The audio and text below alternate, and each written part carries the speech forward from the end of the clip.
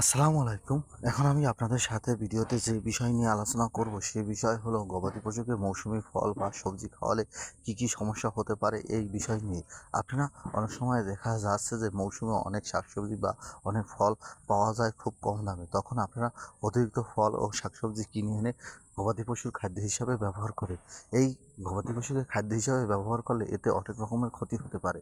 যদি দেখা যাচ্ছে অনেক সময় আপনি প্রচুর পরিমাণ শাকসবজি পেয়েছেন, এই শাকসবজি খুব কম টাকায় পাওয়ার কারণে অনেক সময় গবাদি পশুকে খাওয়ানো হয়। এর কারণে অনেক সময় গরুর পেট ফাঁপা, খাওয়ানোর অরুচি এইসব দেখা দেয়।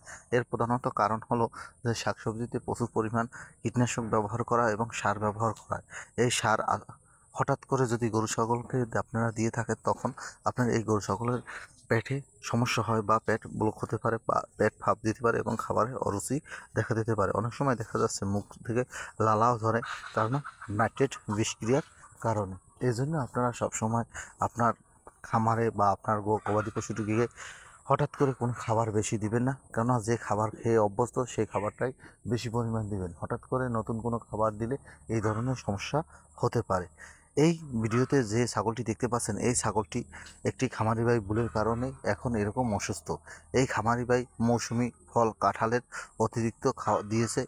অতিরিক্ত কাঁঠাল দেওয়ার কারণে এই ছাগলটির পেটে গ্যাস ফর্ম হয়েছে। গ্যাস ফর্ম হওয়ার কারণে ছাগলটির পেট ফাঁপ দিয়ে উঠেছে এবং উঠে দাঁড়াতে পারে না এবং শ্বাসকষ্ট দেখা দিতে আছে না, এবং এর সাথে সাথে খাবারের রুচি হারিয়ে ফেলেছে। এখন খামারি ভাইয়ের অনেক চিন্তা হইতেছে, কেননা সামনে কোরবানি। এখন কোরবানিতে পশুটি তার বিক্রি করতে পারবে না। এই জন্য আপনারা সবসময় খেয়াল রাখবেন যে আপনার পোষা প্রাণীটিকে যে খাবারের সাথে অভ্যস্ত নয় সেই খাবার হঠাৎ করে বেশি দেওয়া যাবে না। ভালোবেসে যদি একটু খাবার দেন, এটি অনেক সময় কাল হয়ে দাঁড়ায়, যা এই খামারি ভাইয়ের জীবনে ঘটেছে।